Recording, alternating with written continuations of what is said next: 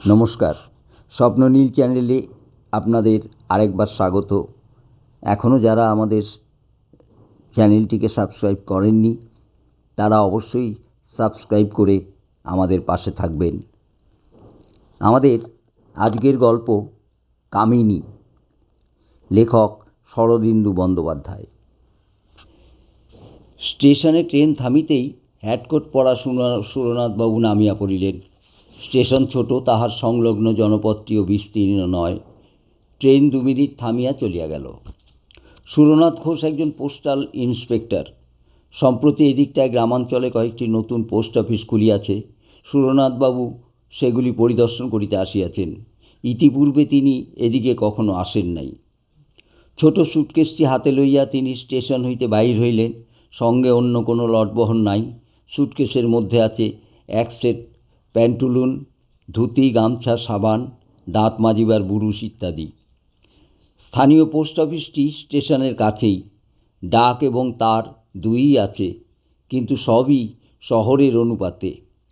একজন পোস্টমাস্টার, একটি কেরানি ও 2 জন peon. Post অফিসে পশ্চাৎভাগে পোস্টমাস্টার সপরিবারে বাস করেন। বেলা আন্দাজ 11টার সময় সুরনাথবাবু পোস্ট অফিসে আসিয়া নিজের পরিচয় দিলেন। পোস্টমাস্টার খাতির করিয়া তাহাকে ভিতরে লইয়া গেলেন। দ্বীপ্রহরে আহারাদির ব্যবস্থা পোস্টমাস্টার বাবুর বাসাতেই হইল। মধ্যাহ্ন ভোজনের পর সুরনাথবাবু ঘণ্টাখানেক বিশ্রাম করিলেন। তারপর আবার ধরা চূড়া পড়িয়া যাত্রার জন্য প্রস্তুত হইলেন। ইতিমধ্যে তিনি খবর লইয়াছেন যে 3টি পোস্ট অফিস পরিদর্শনে তিনি যাইবেন। তাহার মধ্যে সবচেয়ে যেটি নিকটবর্তী সেটি 12 মাইল দূরে। কাঁচা পাকা রাস্তা আছে। সুরনাথ তার পিয়নের সাইকেলটি ধার লইয়াছেন। আজ সন্ধ্যার সময় উদ্দিষ্ট গ্রামে পৌঁছাবেন। কাল সকালে সেখানকার পোস্ট অফিস তদারক করিয়া সন্ধ্যার পূর্বে ফিরিয়া আসিবেন। তারপর আবার অন্য পোস্ট অফিসের উদ্দেশ্যে যাত্রা করিবেন। সাইকেলের পশ্চাৎভাগে ছোট সুটকেসটি বাঁধিয়া সুরনাথ তাহাতে আরোহণের উদ্যোগ করিলে পোস্টমাস্টার বলিলেন, এখান থেকে মাইল 5-6 দূরে রাস্তা 2 ফাঁক হয়ে গেছে। ডানহাতি রাস্তা দিয়ে গেলে একটু ঘুর পড়ে বটে, কিন্তু আপনি ওই রাস্তা দিয়েই যাবেন। সুরনাথ জিজ্ঞাসা করিলেন, কেন? বাঁহাতি রাস্তা কি দোষ করেছে? পোস্টমাস্টার বলিলেন, ও রাস্তাটা ভালো নয়। সাইকেলে আরোহণ করিয়া সুরনাথ বাহির হইয়া পড়িলেন। কয়েক মিনিটের মধ্যেই তিনি শহরের এলাকা পার হইলেন। তারপর অবারিত মুক্ত দেশ। দেশটা বর্ণসংকর, অবিমিশ্র পলিমাটি নয়, আবার নির্জন মরুকান্তারও নয়। স্থানে স্থানে ঘন বন আছে, কোথাও নিস্তরূপাদব শিলাভূমি, কোথাও নরম মাটির বক্ষ বিদীর্ণ করিয়া রুক্ষ পাথরের ঢিবি মাথা তুলিয়াছে। এই বিচিত্র ভূমির উপর দিয়া নির্জন পথটি আঁকিয়া বাঁকিয়া চলিয়াছে। আকাশে পৌষ মাসের স্নিগ্ধ সূর্য, বাতাসে আতপ্ত আরাম। সুরনাথ প্রফুল্ল মনে মন্থর গতিতে চলিয়াছেন। মাত্র 12-14 মাইল পথ সাইকেলে যাইতে কতই বা সময় লাগবে। সুরনাথের বয়স 40 বৎসর। মধ্যম আকৃতি, দৃঢ় শরীর, মুখশ্রী মোটের উপর সুদর্শন। তিনি বিপত্নিক। বছর 3 আগে স্ত্রী বিয়োগ হইয়াছে। আবার বিবাহের প্রয়োজন তিনি মাঝে মাঝে অনুভব করেন, কিন্তু বিপত্নিকত্বের ফলে যে ক্ষণিক স্বাধীনতাটুকু লাভ করিয়াছেন তাহা বিসর্জন দিতেও মন চাহিতেছে না। তিনি যখন 6 মাইল দূরের পথে দ্বিভুজে পৌঁছাইলেন, তখন সূর্য পশ্চিম দিকে অনেকখানি ঝুলিয়া পড়িয়াছে। সম্মুখে 2টি পথ ক্রমশ পৃথক হইতে হইতে ধনুকের মতো বাঁকিয়া গিয়াছে। মাঝখানে উঁচু জমি, তাহার উপর তাল খেজুরের গাছ মাথা তুলিয়া আছে। হঠাৎ কোথা হইতে ক্ষুদ্র একখণ্ড কালো মেঘ আসিয়া সূর্যকে ঢাকিয়া দিল। চারিদিক অস্পষ্ট ছায়াচ্ছন্ন হইয়া গেল। সুরনাথ পথের সন্ধিস্থলে সাইকেল হইতে নামিলেন। আশেপাশে নিকটে দূরে জনমানব নাই। আকাশ নির্মল, কেবল সূর্যের মুখের উপর এক টুকরা মেঘ লাগিয়া আছে, যেন সূর্য মুখোশ পড়িয়াছে। সুরনাথ একটু চিন্তা করিলেন, এখনো 6-7 মাইল পথ বাকি। আধ ঘণ্টার মধ্যেই সূর্য অস্ত যাইবে। অন্ধকার হইবার পূর্বে যদি গন্তব্যস্থানে পৌঁছাইতে না পারেন, দিগ্ভ্রান্ত হইবার সম্ভাবনা। পোস্টমাস্টার বলিয়াছেন, বাঁহাতি রাস্তা ভালো নয়, কিন্তু দৈর্ঘ্য ছোট, সুতরাং বাঁহাতি রাস্তা দিয়া যাওয়াই ভালো। সুরনাথ সাইকেলে বাঁহাতি রাস্তা ধরিলেন। পোস্টমাস্টার মিথ্যা বলেন নাই। পথ অসমতল ও প্রস্তরাকীর্ণ, কিন্তু সাবধানে চলিলে আছাড় খাইবার ভয় নাই। সুরনাথ সাবধানে অথচ দ্রুত সাইকেল চালাইলেন। সূর্যের মুখ হইতে মেঘ কিন্তু নড়িল না। মনে হইল মুখে মুখোশ আটিয়াই সূর্যদেব অস্ত যাইবেন। মিনিট 20 সাইকেল চালাইবার পর সুরনাথ সামনে একটি দৃশ্য দেখিয়া আশান্বিত হইয়া উঠিলেন। অস্পষ্ট আলোতে মনে হইল যেন রাস্তার দুধারে ছোট ছোট কুটির দেখা যাইতেছে। দু একটা আবছায়া মূর্তিও যেন ইতস্তত সঞ্চরণ করিয়া বেড়াইতেছে। আরও কিছু দূর অগ্রসর হইবার পর পাশের দিকে চোখ ফিরাইয়া সুরনাথ ব্রেক কষিলেন। একটি ছোট মাটির কুটির যেন মন্ত্র বলে রাস্তার পাশে আসিয়া দাঁড়াইয়াছে। আশেপাশে অন্য কোনো কুটির দেখা যায় না। এই কুটিরটি যেন গ্রামের প্রবেশের মুখে প্রহরীর মতো দাঁড়াইয়া আছে। সুরনাথ রাস্তার ধারে যেখানে সাইকেল হইতে নামিলেন সেখান হইতে 3 গজ দূরে কুটিরের দাওয়ায় খুঁটিতে ঠেস দিয়া একটি যুবতী বসিয়া আছে। সুরনাথের চোখের সহিত তাহার চোখ চুম্বকের মতো আবদ্ধ হইয়া আছে। চাষার মেয়ে, গায়ের রং মাজা পিতলের মতো পিতাভ, দেহ যৌবনের প্রাচুর্যে ফাটিয়া পড়িতেছে, মুখের ডৌল দৃঢ়, তাহাতে প্রগল্ভতার সমাবেশ, মাথার অযত্ন বিন্যস্ত চুলের প্রান্তে একটু পিঙ্গলতার আভাস, চোখের তারা বড় বড়। পরিধানে কেবল একটি কস্তাপার শাড়ি, অলঙ্কার নাই। সধবা কি বিধবা কি কুমারী বোঝা যায় না। তার দিকে কিছুক্ষণ চাহিয়া থাকিলে মনে হয় যেন আগুন রাঙা চুল্লির দিকে চাহিয়া আছি। হ্যাঁ গো, তুমি কোথায় যাবে? যুবতী প্রশ্ন করিল। দাঁতগুলি কুন্দ শুভ্র, গলার স্বর গভীর ও ভরাট, কিন্তু বলিবার ভঙ্গি গ্রাম্য। সুরনাথের বুকের মধ্যে ধক ধক করিয়া উঠিল। দীর্ঘকালের অনভ্যস্ত একটা অন্ধ আবেগের স্বাদ তিনি অনুভব করিলেন, কিন্তু তিনি লঘুচেতা লোক নন।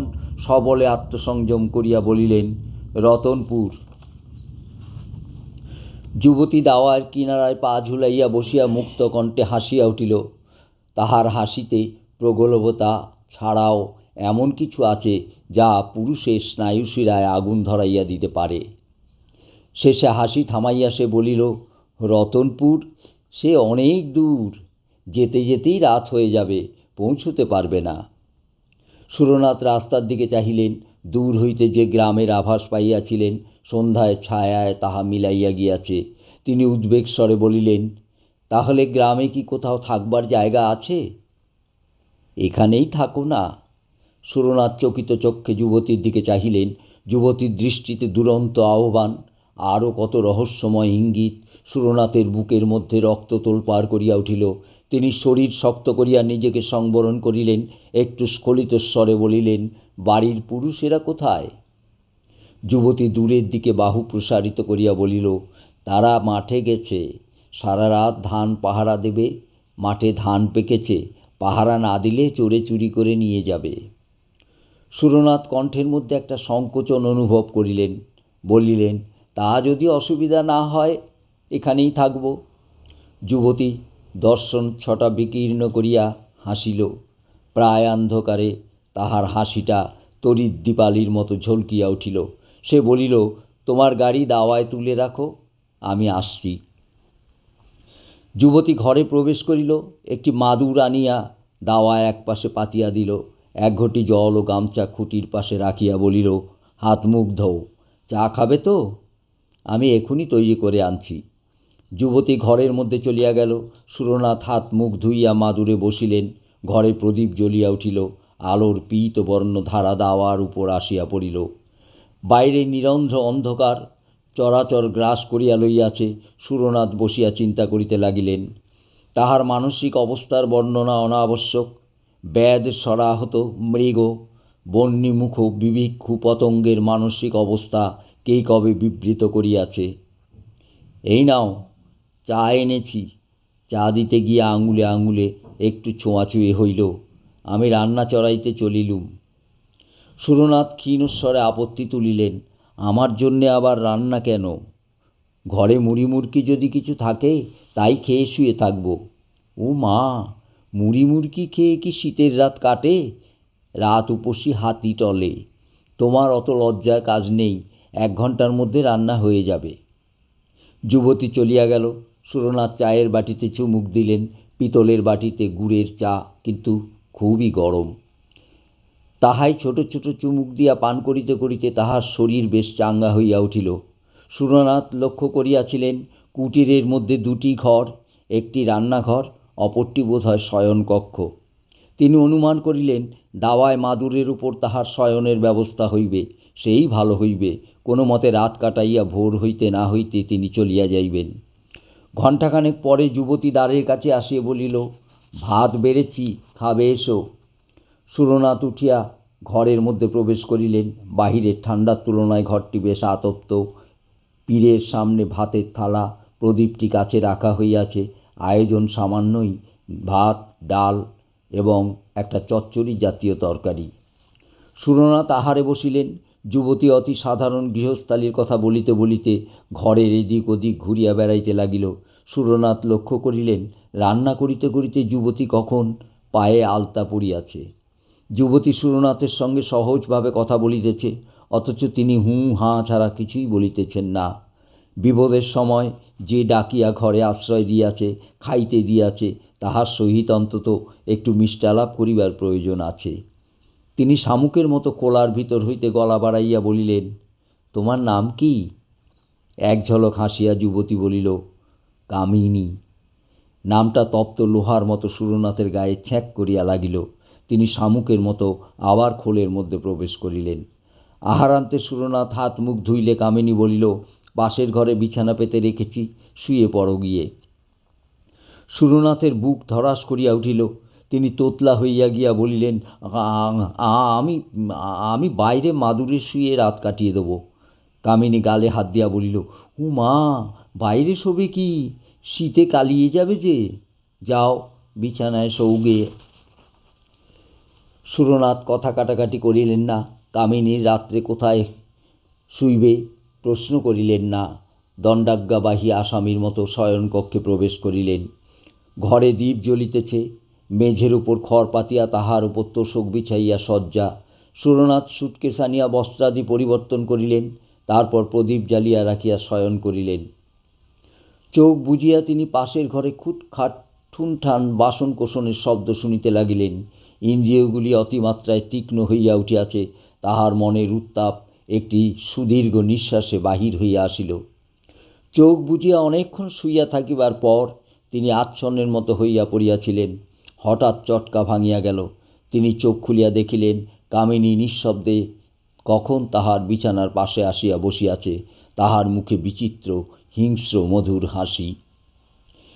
3 দিন পর্যন্ত সুরনাথ যখন ফিরিয়া আসিলেন না, তখন পোস্টমাস্টারবাবু উদ্বিগ্ন হইয়া উঠিলেন। কেবল সুরনাথবাবুর জন্যে নয়, সেই সঙ্গে পোস্ট অফিসের সম্পত্তি সাইকেলটিও গিয়াছে। পোস্টমাস্টার পুলিশে খবর দিলেন। পুলিশ খোঁজ রইল। সুরনাথের যে 3টি পোস্ট অফিসে যাইবার কথা সেখানে তিনি যান নাই।